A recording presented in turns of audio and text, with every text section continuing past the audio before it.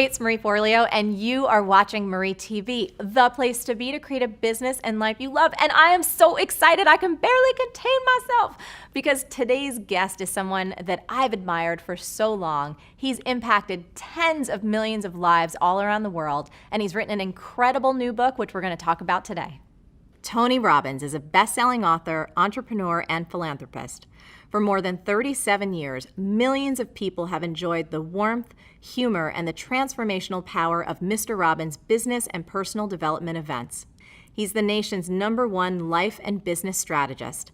He's called upon to consult and coach with some of the world's finest athletes, entertainers, Fortune 500 CEOs, and even presidents of nations. Robbins is a founder of or partner in more than a dozen companies in industries as diverse as a 5-star island resort in Fiji to custom 3D printed prosthetic limbs. Through the Anthony Robbins Foundation and his matching funds, Tony feeds 4 million people per year in 56 countries. He's also initiated programs in more than 1,500 schools, 700 prisons, and 50,000 service organizations and shelters. He lives in Palm Beach, Florida. Tony, it is so amazing to have you here. Thank you so much for making the time. Thanks for having me. So I think I told you this way back when you interviewed me for the New Money Masters. You know, I just want to thank you from the bottom of my heart. When I was in my early 20s, I went to Unleash the Power Within. Yes. And you made such an impact on me, and it's influenced everything I've done personally and everything in my business. And I just want you to hear like who you are, what you do, how you serve. It makes such a huge difference, and it means the world to me to have you here today. Oh, that is so sweet of you. So thank you for that. Let's get started, because one of the things I admire so much about you is your energy and your passion and your stamina. I mean, you've been doing this for over 3 decades, and I know everybody watching Actually getting closer to 4 which is awesome. It's so incredible. Yeah. And one of the things that I so admire is I feel like you keep getting better. You keep doing more. You keep serving on a higher level. And from a personal, just stamina standpoint, tell us a little bit about what you do every day. What are your habits? How do you keep yourself at this high level of service? Well, I think there's the physical side of it, which, I do the equivalent of an ultra marathon every weekend. I do 52 hours. On the last day, I do 26.5 miles. The previous day, 22 miles. So just the physical side, you have to be in incredible shape. And I'm in better shape physically today, both my endurance, my muscular strength, and so forth, than when I was 25, which is wonderful. And so I do certain things for that. But I think I should mention first, what's even more important is the psychological, spiritual side of things, because I think energy comes first, not from your body. It doesn't come from eating. It doesn't come from sleeping, because I've gone without those things for long periods of time and still been able to deliver. It comes from having a mission. It comes from something that you're being pulled by, not something you're pushing on. Those are 2 forms of motivation. You can push yourself to do things, and there's only so much you can push yourself to do. But if you're pulled, if there's something that you want to serve that's greater than yourself, there's something that excites you, if there's something that you're about, something you're made for, then there's a level of energy that most people would never dream of. And we all have that, but most of us don't connect to it and unleash it. So every day I connect and unleash that every single day. I don't hope it's going to be there, even though I know it will be, even though it's there. I don't take it for granted. And so I start out with my day by a process I do called priming. And what priming is, it's not a meditation, but it has meditative qualities. And what I do is I sit down. The first thing I do in the morning, I go and I jump in a hot tub or a hot water type of experience, and then I go to freezing water. All my homes, I'm fortunate enough to have multiple homes, that I go, one of them I have a river I get to jump in.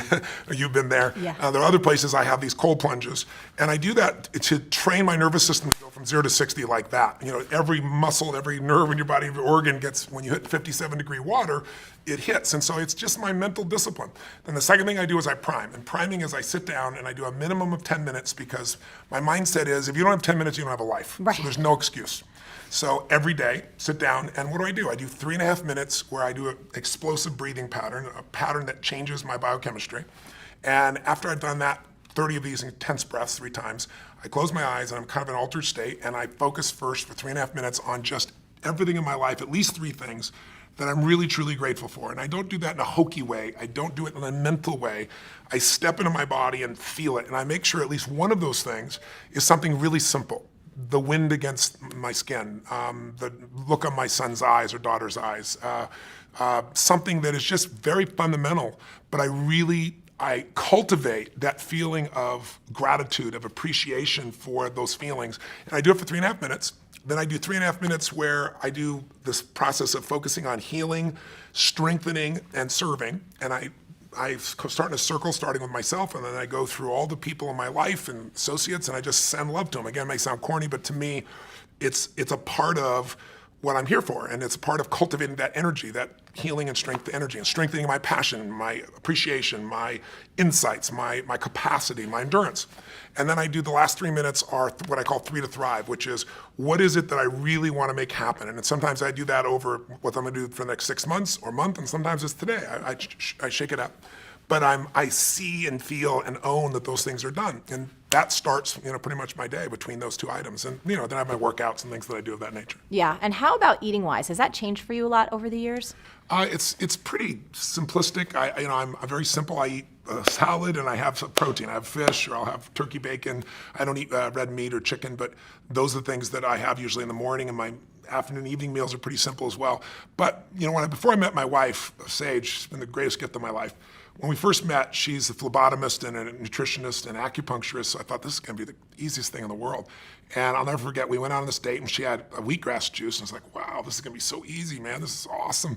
And then she ordered a hot fudge sundae, and I was like, what in the hell are you doing? And she goes, eating, you bastard. I should give some term around bastard that I was like too rules driven. And so she had this whole thing, you zig and then you zag. So I do that with her now. I do enjoy other aspects of life, but when I first met her, I noticed she zigged a lot more than she zagged, or the other way around, I don't know which one it was, but it's been a nice balance in my life. So I enjoy food and things of that nature, but I use food mostly as fuel because life gives me so much juice. I'm not looking to get out of food usually. And how about, because I know for me, my mind can go and I have so much excitement and so much passion that at night, sometimes winding down. Do you have a wind down process? My wife would say no. I say yes, she would say no. My wife loves sleep. Yeah. My wife can sleep 8 hours. It's the most beautiful thing in the world. To me, it's like sleep when you die. So that was one of the first things in our relationship that was a bit challenging, because I'd want to get up and just go. I'll never forget, we were in Fiji, and it's like, even there, we're supposed to be on vacation, it's our home.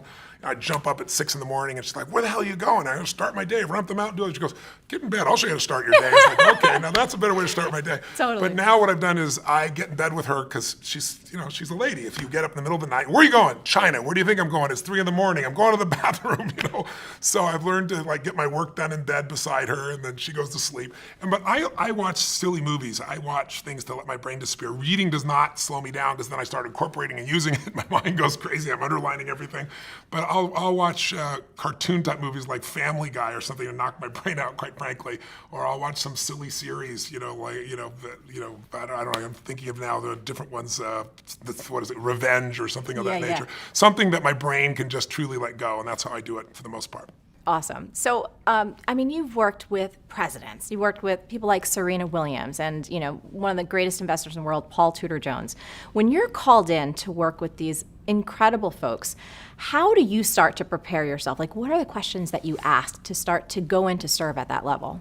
Well, they're different for everybody, obviously, but what I try to do, if I was trying to look at it from a universal perspective, I guess what I really want to know before I get there as much as I can is everything I can about the person. And I do that because I really want to know, what do they want? What do they want of their life? What's their mission? What are they after? And what do they fear? What are their concerns? Because I believe life is found in the dance between what you desire most and what you fear most. And if I know those two edges of a person, I know a lot. And then I dig under and try to learn as much as I can from other people about whatever the challenge may be. And then I go prepared to just learn from the person directly. But I want to know as much as I can before I go in there. Then I take all that I think I know, and then I see what's really real when I meet them. And I'm digging in to discover what's the challenge, what do they perceive it is.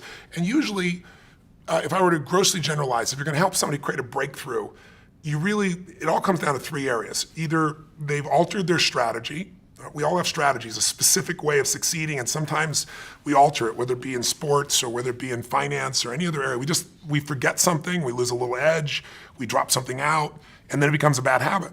Or sometimes it's a change in our beliefs.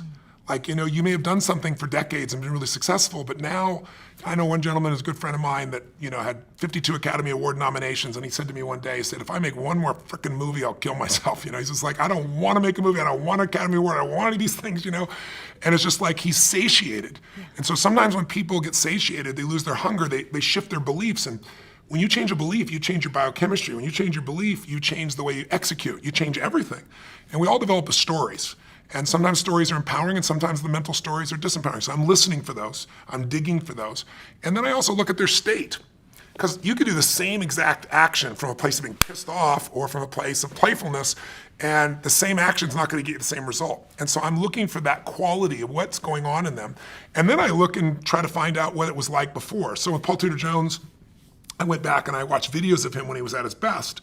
And I saw how he used his body and the way he moved, and I saw him now sitting still and kind of slumped over, and he'd broken his leg, and he had talked at a different tempo. So I look at biochemically what's happening, physiologically, I look at psychologically what's going on, and then I look at structurally what they're doing. And then I develop a plan to help them get back to where they were and beyond, to better performance than they had before. Incredible.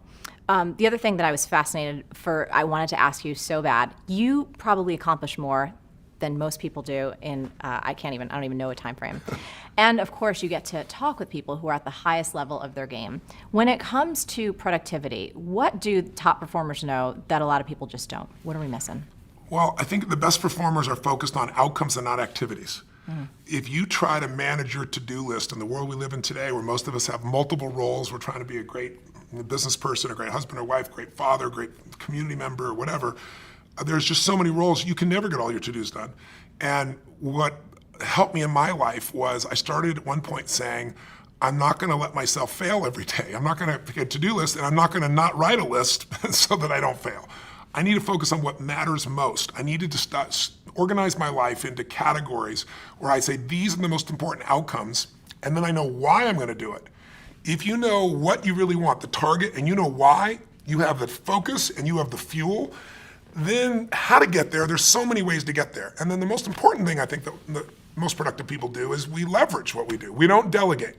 Delegation is I give it to you, and then when it doesn't work out, I'm pissed at you. Leverage is I empower you. If I'm leveraged, I'm still part of that, and I'm gonna make sure you succeed. I'm gonna follow up. I'm gonna make sure before the deadline I touch base with you. I'm gonna make sure you have the resources to succeed. But what I do is empower people, go, here's the outcome, here's the why. I get you and I aligned with the outcome and the why.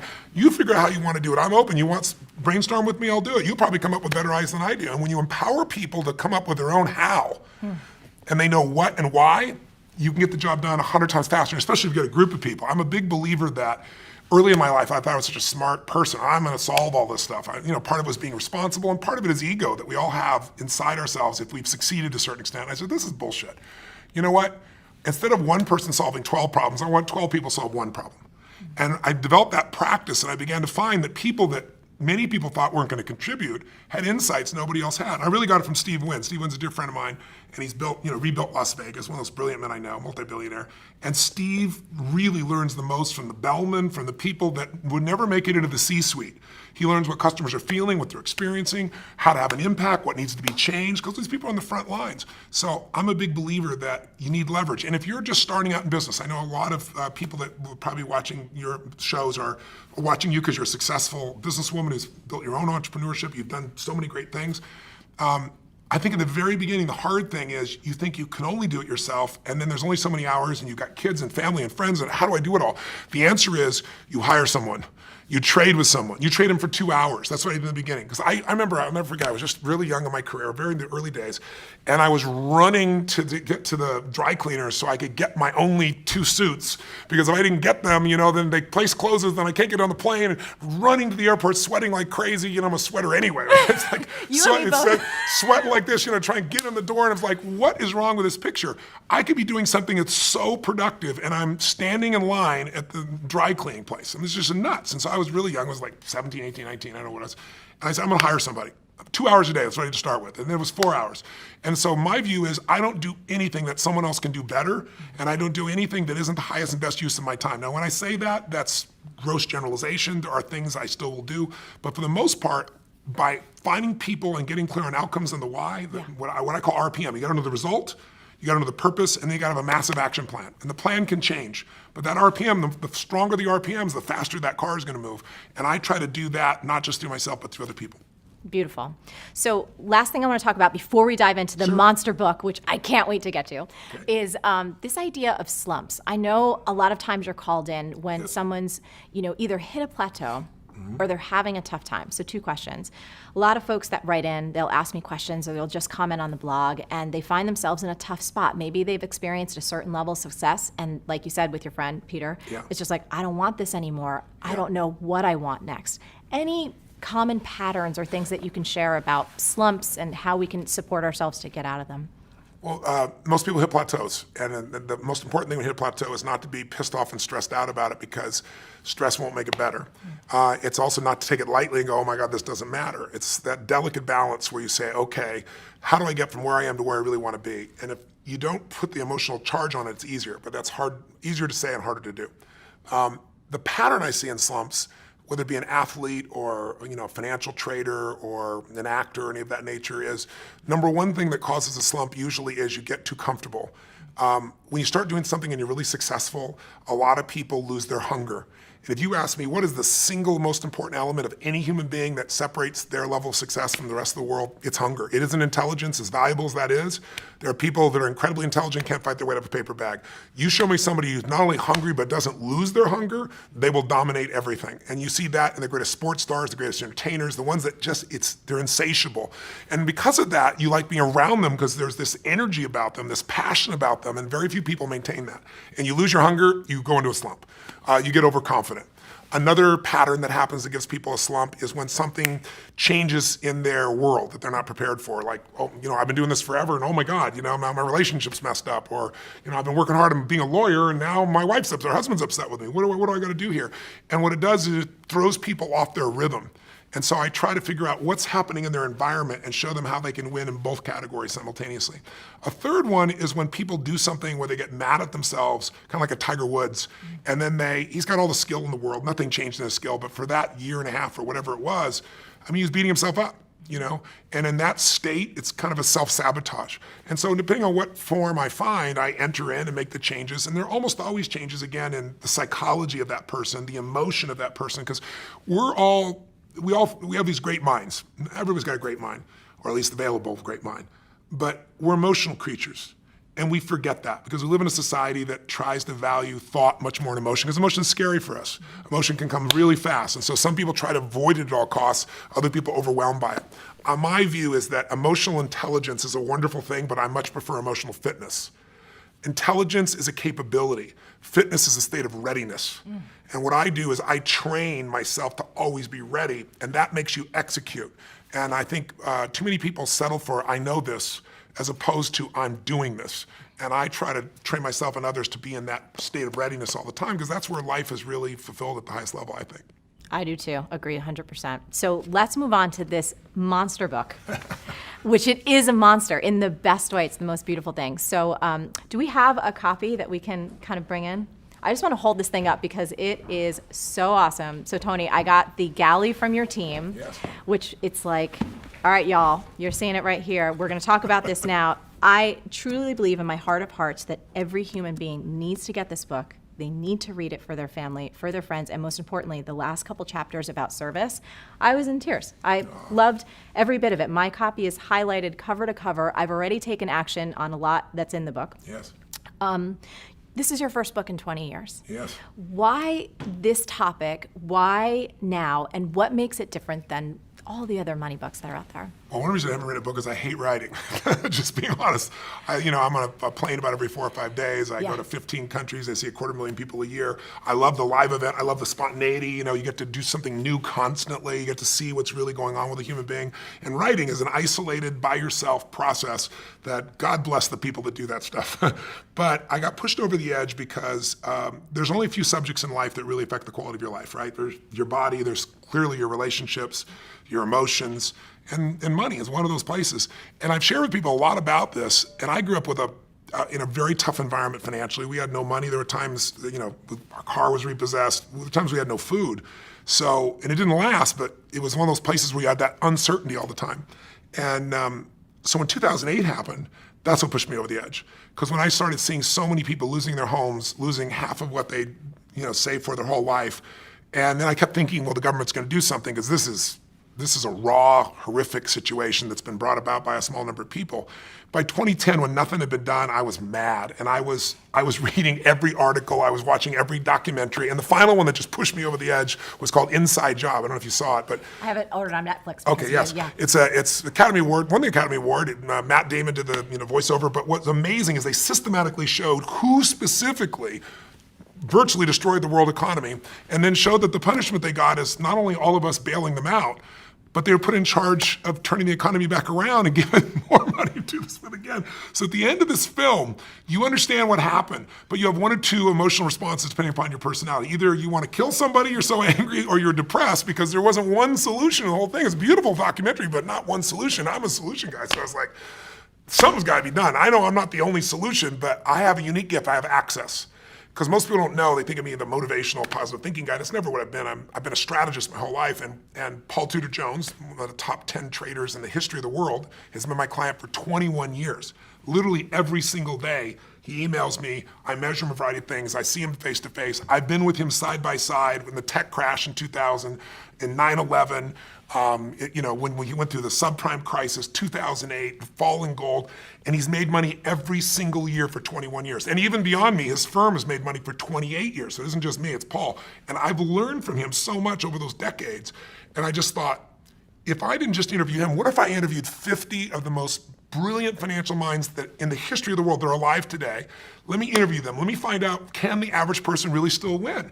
And if so, how? Let me get, not some talking head on television telling you the same BS about go put your money in some 12% per annum mutual fund that's never existed for 10, 15 years, but the truth. And so I began this 4-year journey, and I was blown away. My average interview was scheduled for 45 minutes. They went 3 hours, some of them 3.5 hours, 4 hours. And people became incredibly generous in what they shared. And they shared things that they've never shared before. And I put them into a 7-step process so that whether you're a millennial that just got out of college and got a bunch of college debt saying, how will I ever get around this? I'll show you how to get financially free. You're a baby boomer and you lost a bunch of money in 2008 and you didn't get back in the market. I'll show you what you can do. You're a very sophisticated investor and you want to know what Ray Dalio does that it's never been revealed about, I'll show you what he does. And so I'm real proud of it. And you've seen the level of endorsement I have from the highest level of people in finance on the earth is pretty extraordinary. It's because it's really their work. It's not mine. I had so much fun reading it, and honestly, I was intimidated by a 600+ book because I knew we were doing this interview, and I prepare as much as I humanly. I'm like, all right, I'm going to speed read, but digest everything. Yes. And one of the things in the beginning, when you start breaking down the myths, yes, I just kept getting sicker and sicker and sicker with how much the general public, how much people don't know and how they're taking advantage of. So I wanted to ask you, was there one in particular that just totally pissed you off? There was a ton. I know there's 9 myths in the book. I put the 9 most abusive ones in there. I mean, they're there. Here's what I'd say. I want to mention one of the myths, though, to start with. Not a myth, but a step. I want everybody who's watching to remember one thing. The biggest myth you have, not the one that's been sold to you, that hurts you is the average person thinks finance is so complex because, frankly, the industry tries to make it sound complex. They use words that you don't know, so you don't know what to do. What does this mean? And so what happens is we just give them our money and say, deal with it, and we don't realize that system has been set up. It's not an evil system. It's set up by corporations that are looking to maximize profit for those corporations. They're not looking out for the investor because this investor is second, and we think we're first, and we're not. So the first piece is you got to know that you can't wait till you have a ton of money to start investing and think, I'm not an investor. What you got to do is say, rather than my Apple phone, let me own Apple stock. Let me own a piece of all the best companies, not just Apple. I've got to become an owner or I'll always be in scarcity. If you can invest in business, even a small amount, you can grow. And I don't care how small it is, but you got to automate it. There's a gentleman named Theodore Johnson who is amazing. He worked for UPS, started as a driver, never made more than $14,000 total in a year. That was his highest salary in a year. In his old age, he's worth $70 million. And how did he do it? All he did was what I teach is the first step is you got to take a percentage of what you earn and pretend it's a tax. You're never going to see that money again. You automate it, it goes straight to the investment account, and you never see it as money you can spend. He did that with 20%. He said, I can't save 5. Somebody in his family said, if there was a tax, you'd pay it, and they made it 20%. When you save 20% and you compound it, its numbers are incredible. So I show people how to do that. But then the problem is, if you do that first step, but you don't do the second step, which is become an insider, yes, and understand the rules of the game, then the old adage is a person with money meets a person with experience, the person with experience ends up with your money. I mean, that's how it works. So I'll give you 2 or 3 of the myths real fast. One, this myth that someone says, give me your money and I'm gonna beat the market. It's just a lie. Warren Buffett made it clear it's a lie. Ray Dalio, one of the greatest investors in history. David Swenson, who has taken Yale's money, $1 billion, and converted it to $24 billion in 2 decades, the greatest institutional investor in the world. They've all said it. Warren Buffett flat out said today, he said, listen, in my will, 90% of my money, all that money does not go with any mutual fund, it goes straight into the index. What the index is you get a piece of all the largest companies in the world, but it costs almost nothing to get in. Because over any 10-year period of time, 96% of mutual funds will not even match the market. Now you're paying for a mutual fund. What this means is you hire someone because you say, I have a family, I have a business, I have a life, I'm not an investor. I'm gonna hire someone who's a professional. It makes sense, they would do better than me. Unfortunately, that's wrong. Because what happens is 4% of them will beat the market, but it's not the same 4%. Mm-hmm. So your chances of finding the right one, have you ever played blackjack? Yes. So if you play blackjack, everybody knows you play for 21. If you go above 21, you're gone. If you get 2 face cards and they're sitting in front of you and you got a 20 out of 21, and you got the chance to stay or say hit me, if you hit you, there's only one card that'll get you to the other, it's an ace. If your inner idiot says hit me, you have an 8% chance of winning. You have a 4% chance of finding the right mutual fund. It's not gonna happen. So what happens for people is they think they've been sold, we're gonna do better, and they might for a year or 2, but what matters, you live off the long term. You don't live off the year or 2, and they just don't do it. Warren Buffett has a bet right now with Protégé Partners, which is a group that does hedge funds, and he said, you can pick 5 hedge funds. You can mold the best of them together. I'm gonna own the market, which costs me next to nothing. You're gonna get the hedge funds, which cost a lot. 10-year bet, who's gonna win? Put up $1 million. Right now, they're 6 years into it. Warren Buffett's at 42%, they're at 12%, right? Oh. Just crazy. So the second thing is after getting terrible performance, people say, well, fees don't really matter, or they'll tell you it's only 1%. And I ask people all the time, how much are you paying? And they go, I don't know, or they'll say 1%. 1% is called the expense ratio. That's like the edge of the sticker price. If you read that 50-page prospectus in your mutual fund, even one of them has 50 pages, which you won't, you'd have a hard time with a PhD figuring it out. In fact, there's a man named Hilton Smith, I quote in the book, who spent 2 weeks, he's got a doctorate as an economist, took him 2 weeks to go through them all and figure out there are 17 different fees. And Forbes says the average fee is 3.12. Now, if you're watching right now, I'm sure I've lost your brain with all these numbers, so let me make it real for you. 1% versus 3%, big difference. Huge. Right? Here's the difference. Just like you grow by compounding like Theodore Johnson did, your fees also compound. And people don't know that when they hear that little number. So if you had 3 people and one gets 1% in fees, 2%, the other in 3%, they all get the same return. They start out with $100,000 at 35. For 30 years, they accumulate to 65 years old, 7% compounded. They all get 7%. The only difference is the fees. And when they go to retire, the person at 1% in fees is gonna have $574,000. $100,000 to $574, not a bad, if they added not another dime, pretty amazing. The person at 3% in fees will have $224,000. 77% less money. If you want to win a race and you have a 100-pound jockey on the back of your horse, or you want a 300-pound jockey on the back of your horse, fees at 3% are that. If I said to you, here's a deal, let's do an investment, and here's how I want it to work. You give me the money, you put up all the money, you put up all the risk, I'll put up no money, I'll put up no risk. If you lose, I win, and if you win, I win. And if you win, over the life of the time, I'll get 60% of what you earn. You'd say, I'll never do that in a million years. That's a mutual fund with 3%. It's one of the only industries on earth where they've confused us enough that we don't understand we're overpaying by thousands of percent. You could own the stock market, the S&P 500. You can own a piece of all 500 big companies through like the Vanguard 500. Mm-hmm. And you get the best of all the business, Apple, Exxon, all these companies. And it costs you 0.17. That means less than 0.2%. If you went to a normal mutual fund, you might own the same companies for 3.17. That's like buying a Honda Accord for $20,000 or $350,000 for the same car. If you pay $350,000, you figure out the person next door paid $20,000, so you go crazy. That happens every day with finances because people don't know how to look at this. So when they read the book, that'll never happen to them again. Yeah, and this is, I mean, there's so much. I could talk to you forever, and I know your team is like, oh my God, we got to get him out of here. But a couple things before we wrap up. First, what we discovered with the all-season strategy and what you were able to inspire Ray, one of the leader of what? The largest hedge fund in the world. Yes. It's absolutely incredible. He's an amazing man. Let me just give it to you really quick. Ray Dalio is his name. Ray heads Bridgewater, which is the largest hedge fund in the world. A hedge fund is where wealthy people often put their money because they can bet up on the market or down. They'll be able to do a lot of things as a hedge fund. And a large hedge fund, a good sized one might be 15 billion, Ray's 160 billion. So he's 10 times the size. To give money to Ray 10 years ago, you had to have a $5 billion net worth and a minimum of 100 million on the first day, or he wouldn't even talk to you. That was 10 years ago. Now, no matter how much money you have, he won't do it because he manages money for China, for countries, for giant pension funds. So I get a chance to meet Ray, and I did 15 hours of prep for that. Just like I want to be all pitch and catch with him. I was very fortunate, found out that he listened to my tapes and was a fan of my work from years before.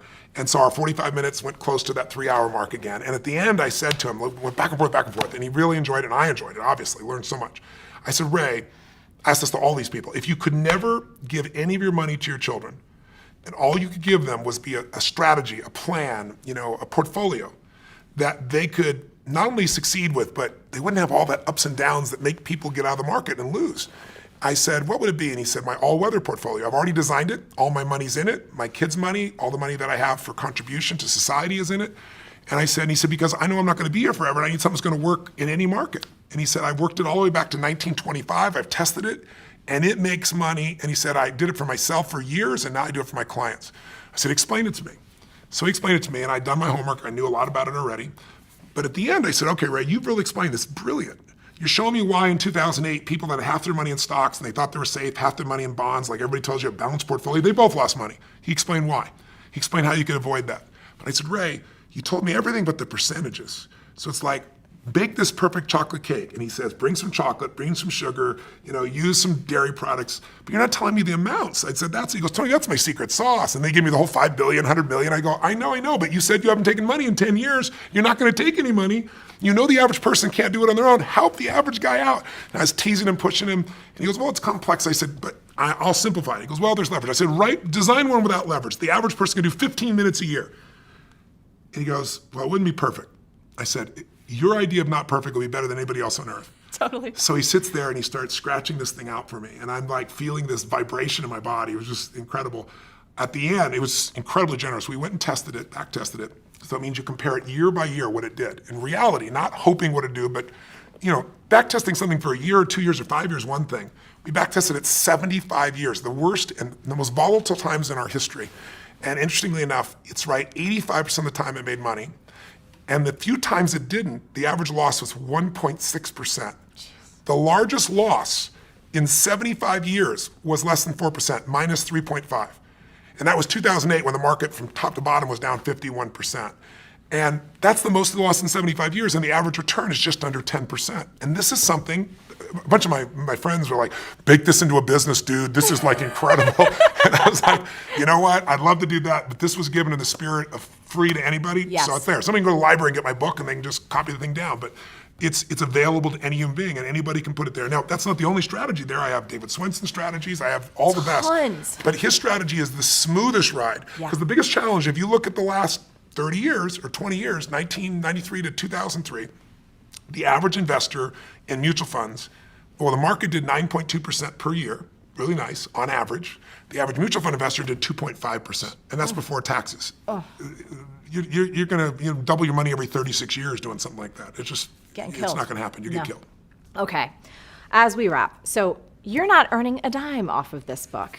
No. So tell us all about your passion for making a difference and what happens each and every time someone purchases a copy of this incredible thing, which everyone needs to get. I'm really proud. I didn't start out to do that, quite frankly, but I was writing the book, and as I mentioned, when I was a kid, we had a Thanksgiving, no money and no food, and somebody came to the door, knocked on the door, and delivered this food, and it was life-changing for me because it wasn't the food, it was that my father had always said, nobody cares about anybody else, you know. He built that belief system into us, and I saw that strangers really care.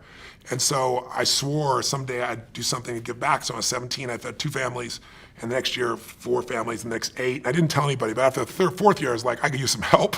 So I got my friends involved, and then my companies, and then it built to 1 million people, and then 2 million people. In the last 4 or 5 years, I've been matching the 2 million my foundation does personally with another 2 million, so we feed 4 million people a year. But while I was writing this, Congress last year passed a new budget that nobody seemed to pay attention to, where they cut food stamps, they don't call it food stamps anymore, but it's food stamps, by $8.7 billion.